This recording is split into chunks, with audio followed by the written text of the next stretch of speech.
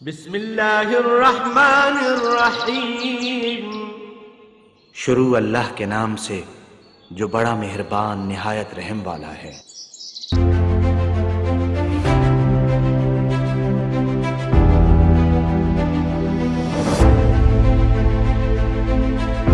الرحمن الرحیم. قل هو اللہ احد اللہ الصمد لم یلد ولم یولد ولم یکن له کفوا احد. صدق اللہ العظیم.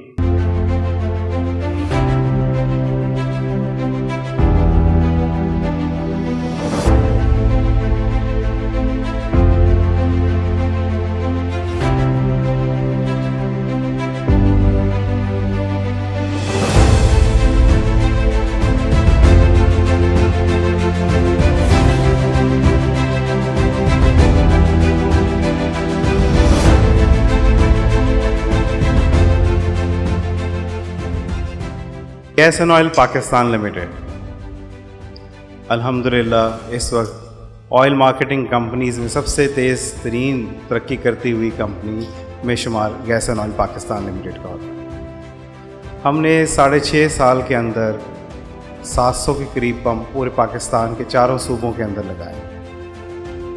ہمارے اس وقت محمود کوٹ میں سب سے بڑا ڈیپو جو کہ کسی اور کمپنی کے پاس نہیں ہے ہمارے گیس اینڈ آئل کمپنی کا، آپ کی کمپنی کا ہے. اسی طرح دولت پور کے اندر، سرائے نورنگ میں، کوٹلہ جام کے اندر، اور حال ہی میں ہم اپنے بہاڑی ڈیپو کا بھی افتتاح کرنے جا رہے ہیں. ساہیوال میں ہم نے سب سے پہلے ڈیپو لگایا.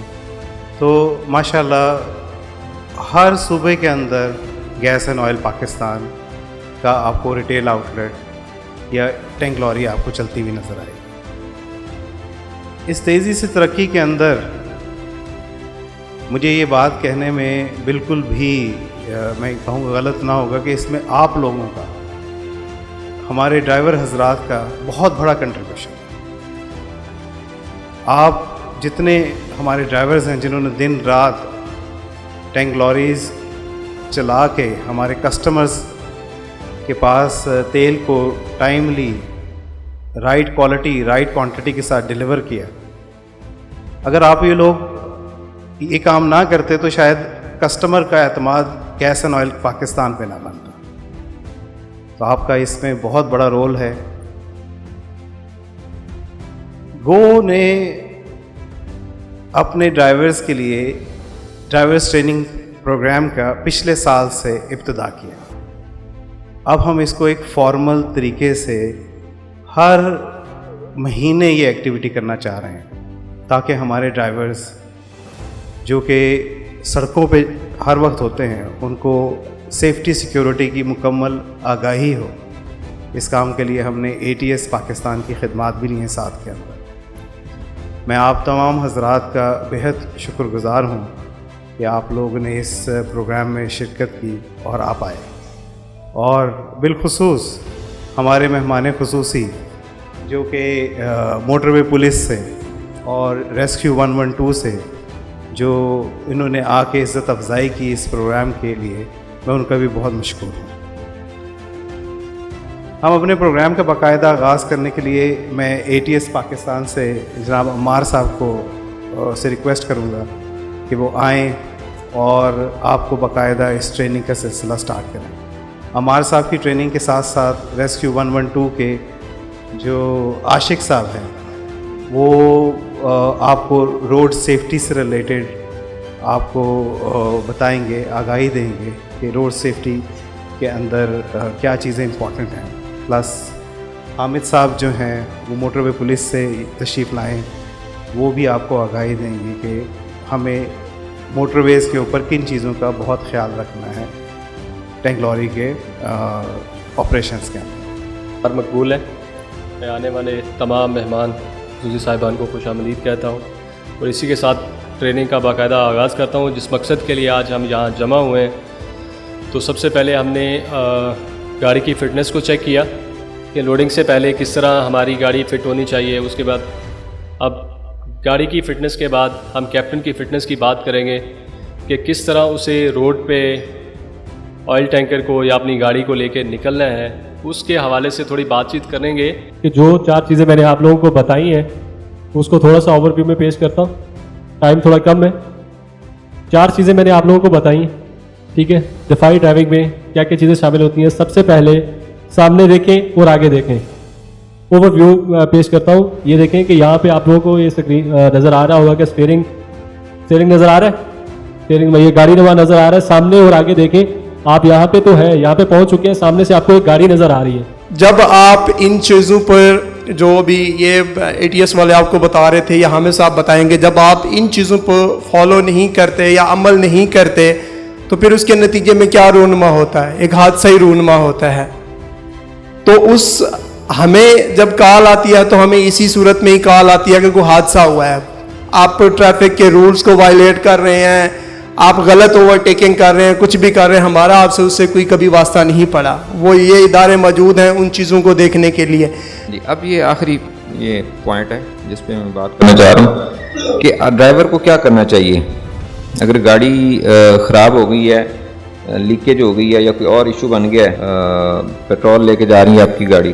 اچھا، تو اس میں سب سے پہلے تو ہے جی جو پارک ہمارے جو ڈرائیور حضرات ہیں نا جی، جہاں پہ جگہ ملتی ہے وہیں پہ روک دیتے، مطلب پہلے چلتے آئیں گے اور مسئلہ اچانک تو نہیں شروع ہو جاتا نا، مسئلہ پیچھے سے چل رہا ہوتا ہے لیکن وہ زیادہ محسوس آپ کو بعد میں ہوتا ہے، یا آواز آتی ہے یا کوئی اور آپ کو کوئی محسوس ہوتی ہے بات، تو آپ پھر وہیں پہ روک دیتے ہیں۔ آپ یہ نہیں سوچتے کہ یہ اس میں اتنی خطرناک پروڈکٹ ہے، اس کو کم از کم سائڈ پہ کر دیا۔ اور بہت سارے واقعات ایسے ہوئے ہیں کہ جس میں وہ گاڑی ہلانے کے لیے تیار نہیں تھا اور بڑے آرام سے وہ گاڑی سائڈ پہ ہو گئی، اس کے بعد پھر بڑے جواز ہوتے ہیں۔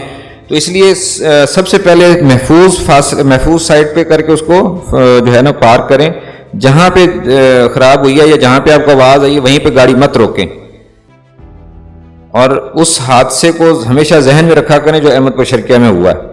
وہ ہم سب کے لیے ایک بہت بڑی مثال ہے، بہت بڑی جو ہے نا وہ ہمارے لیے سبق آموز وہ ایک کہہ لیں کہ واقعہ ہے، اس پہ ہمیں سیکھنا چاہیے۔ جیسے پہلے عاشق صاحب بتا کے گئے ہیں اور پہلے والے ہمارے بھائی بتا کے گئے ہیں کہ ہر ایکسیڈنٹ جو ہوتا ہے وہ اس میں ایک لیسن ہوتا ہے، ایک سبق ہوتا ہے کہ آپ نے کون سا کام آئندہ نہیں کرنا، جس کی وجہ سے اب یہ حادثہ ہوا ہے۔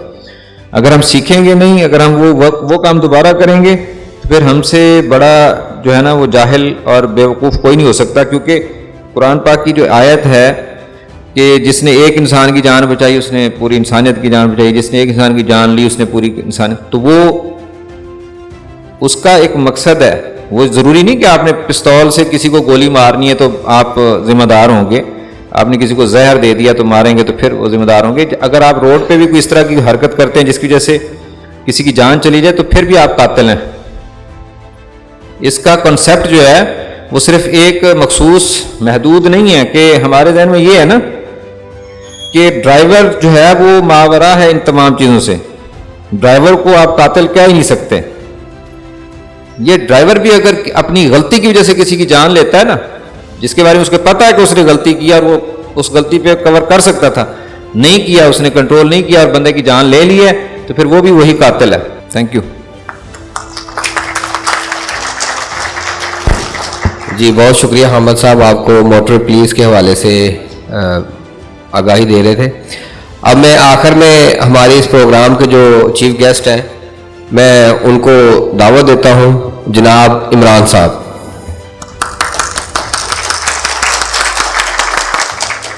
گو کمپنی کے جو نمائندے تھے، ATS والے تھے، پہلے تو میں ان کا بہت شکر گزار ہوں کہ انہوں نے اتنی اچھی تقریب کا انعقاد یہاں کیا اور ایک فورم جو ہے وہ مہیا کیا ڈرائیور حضرات کو بھی اور ایجنسیز کو بھی کہ وہ ایک دوسرے کے ساتھ اپنے ویوز کو شیئر کریں، اور جہاں کہیں کمی و بیشی ہے، کسی سے وہ کچھ سیکھ سکتے ہیں تو وہ سیکھ لیں۔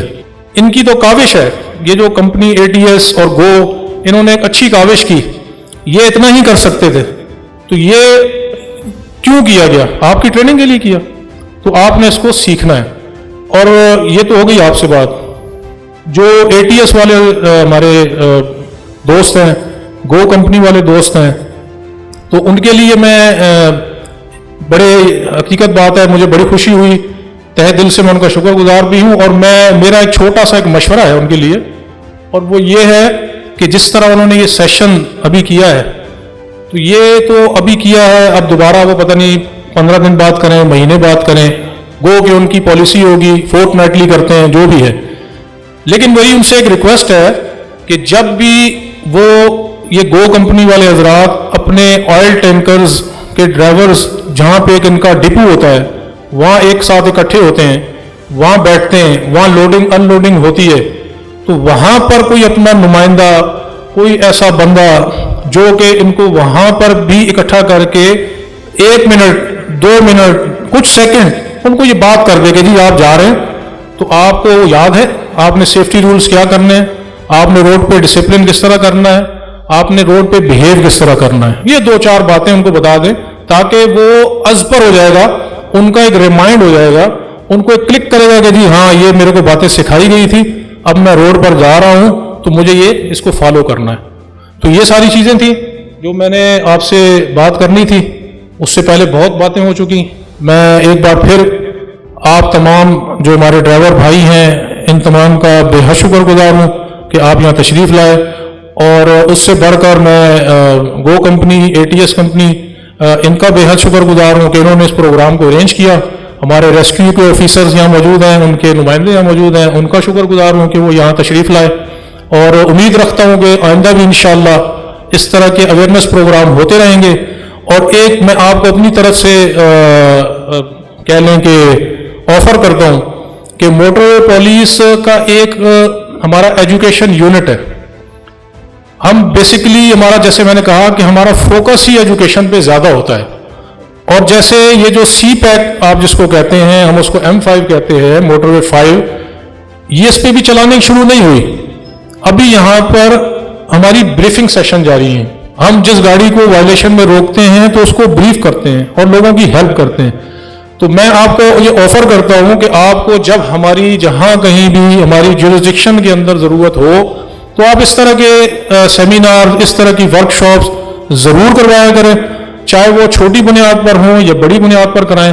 तो हम इंशाल्लाह हर वक्त आपके लिए हाजिर हैं। Thank you very much. जी बहुत शुक्रिया इमरान साहब। टेक 5 के मुतालिक मैंने कुछ बताया था। टेक 5 क्या है सर, प्लीज माइक इन्हें दे दें, जरा एक्सप्लेन कर दें नियाज साहब इनको टेक 5 के बारे में। इससे पहले इनसे पूछ लें ये कुछ कहना चाह रहे हैं। वक्त से पहले जी प्लीज नियाज को माइक दे दीजिए। तो मैं सबसे पहले